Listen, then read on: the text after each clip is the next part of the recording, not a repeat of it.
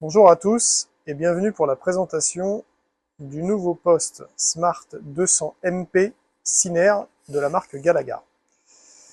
Alors ce poste vient en remplacement du Smart 200 MP qui était non Ciner et qui avait une stylique un peu différente, un peu plus à l'ancienne. Donc là on voit que la marque Galagar a fait des efforts au niveau de la stylique de ce nouveau poste-là, notamment, bon, bien évidemment, sans compter le menu avec l'écran.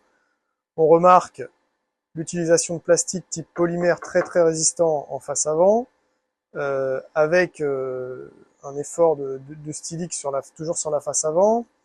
On a une poignée ici qui est amovible pour faciliter le transport. Et sur le côté ici, on a un dévidoir de galets, mais avec un système de support de bobine et d'écrou qui est un peu différent des postes à souder qu'on connaît aujourd'hui, avec une espèce de bague qui va venir presser un ressort et bloquer la bobine dans le dévidoir. Alors ce poste n'accepte que des bobines de diamètre 200 qui font 5 kg en acier ou en inox, au lieu de 15 kg pour des modèles plus gros, notamment sur des 400 volts triphasés. Donc ce poste est en monophasé, 230 volts, et permet de souder jusqu'à 200 ampères. Ce poste est un multi-procédé, donc ici nous avons un shunt en bas qui doit être mis dans ce sens-là lorsqu'on soude au MIG, et la masse doit être au moins. Donc je rappelle, lorsqu'on soude au MIG, la masse doit être au moins, et lorsqu'on soude au TIG, la masse doit être au plus. Pareil pour l'électrode enrobée, la masse doit être plus lorsqu'on soude en électrode enrobée rutile, et on inverse la polarité lorsqu'on soude en électrode inox. Alors au niveau du fonctionnement du menu de ce poste, on peut voir que sur la gauche, on a la possibilité d'avoir les différents diamètres de fil qu'on peut sélectionner ici avec ce bouton. Ici, on aura la possibilité de sélectionner les différentes synergies qui nous sont proposées. Donc là, pour le coup, on va utiliser l'acier pour cette démonstration.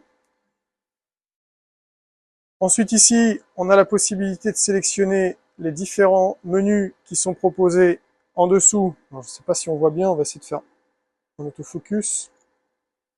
Donc le mix synergique, ça c'est ce qui va nous intéresser. On a également la possibilité de l'avoir en manuel, si on n'a pas de synergie proposée.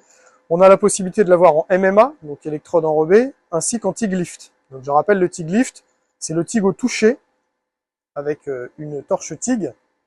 Et là, pour le coup, ce sera une torche à valve, donc avec un robinet. Donc moi, j'appelle ça un TIG de dépannage, parce que c'est pas un véritable TIG avec un amorçage haute fréquence, un amorçage HF, amorçage à distance, et un pilotage de l'électrovanne. Donc dans le mix synergique, ce qu'on va régler, nous, c'est l'ampérage ici, avec la molette de droite, et on voit que la tension qui est sur la gauche varie en fonction de l'intensité que l'on règle. De même sorte, la vitesse de fil va varier en fonction de ce réglage.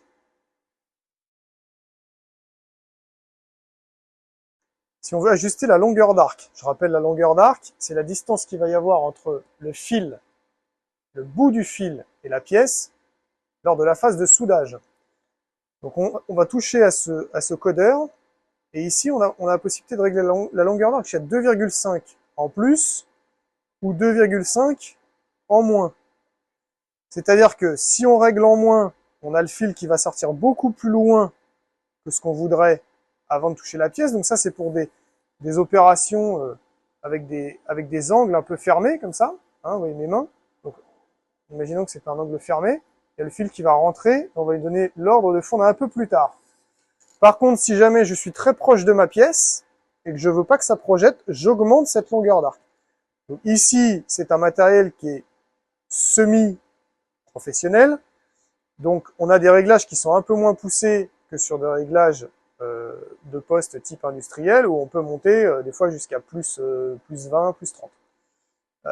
Pour des petites opérations, c'est tout à fait convenable. Donc une fois qu'on ne touche plus à ce réglage, bien évidemment, il revient sur la tension qu'on lui a demandé. Et ensuite ici, pour finir, on a la possibilité de régler la self, la vitesse de fil en mètres minutes avant de toucher la pièce, et le poste gaz. Donc le poste gaz, c'est le gaz qui sort une fois que l'arc est coupé. Alors la self, pour la petite explication pour ceux qui ne savent pas, c'est le fait de lisser le courant en sortie de poste. Donc plus je soude fort, moins je mets de self, et plus je soude faible, plus je mets de self. Donc ça permettra de limiter les projections.